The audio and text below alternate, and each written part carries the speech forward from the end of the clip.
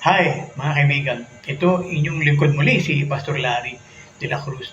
Sasagutin natin yung tanong na tinatanong ng mga Muslim. Sabi nila, kailan o saan sa Biblia na mula sa bibig ni Jesus na sinabi niya na I am God, come and worship me.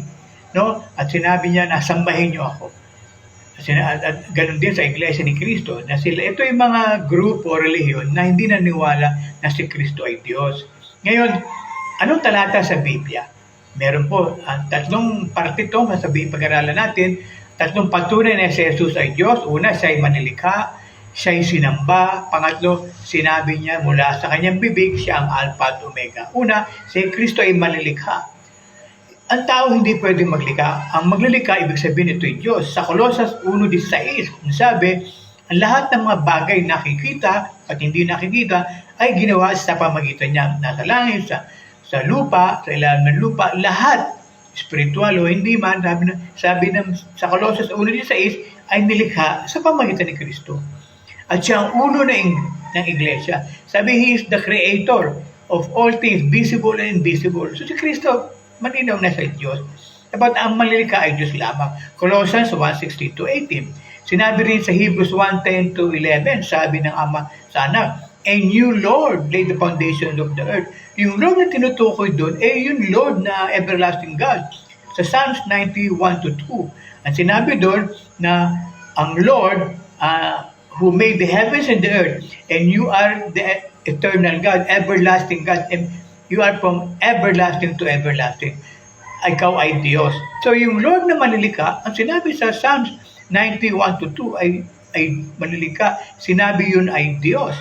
Sa Proverbs 30:4, tinanong doon, no, na tinatanong ng Solomon ng Diyos, sinagsalita ang Diyos doon, sinulat ni Solomon, ang tanong sino kilala mo ba? Sino may likha ng langit at lupa? No?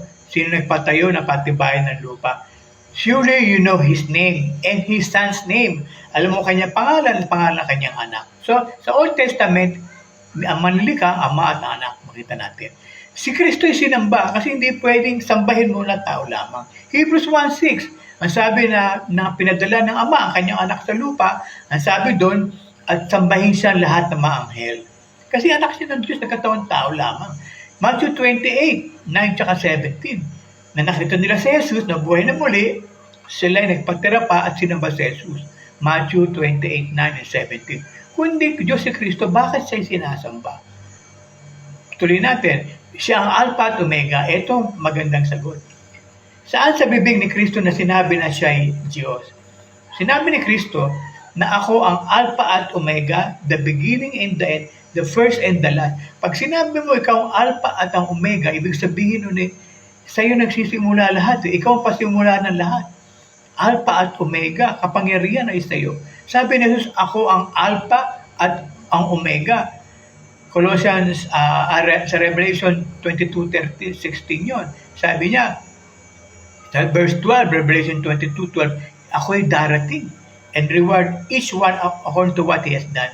He is the rewarder. Siya ang magre-reward sa atin. So, Diyos lamang pwedeng gumawa.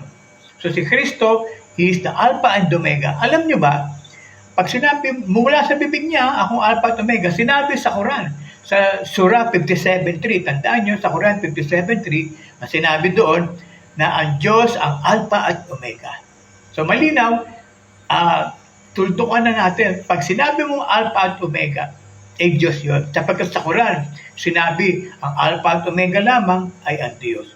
Mula sa bibig ni Jesus, ako ang Alpha at Omega. So malinaw, tatlong bagay na patunay si Kristo ay tunay na Diyos.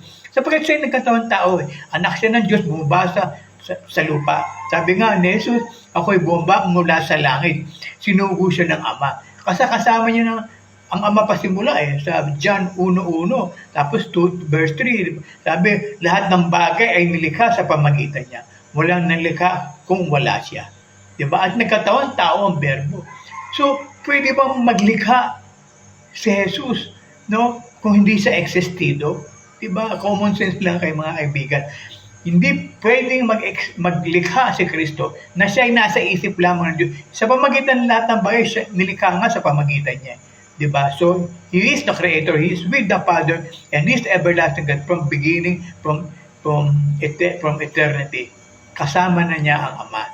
So, anong patunay ni si Kristo ay Diyos?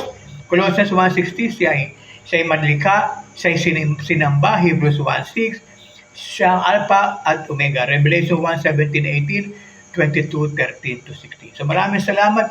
I hope natutunan kayo dito sa ating maikling pag-aaral.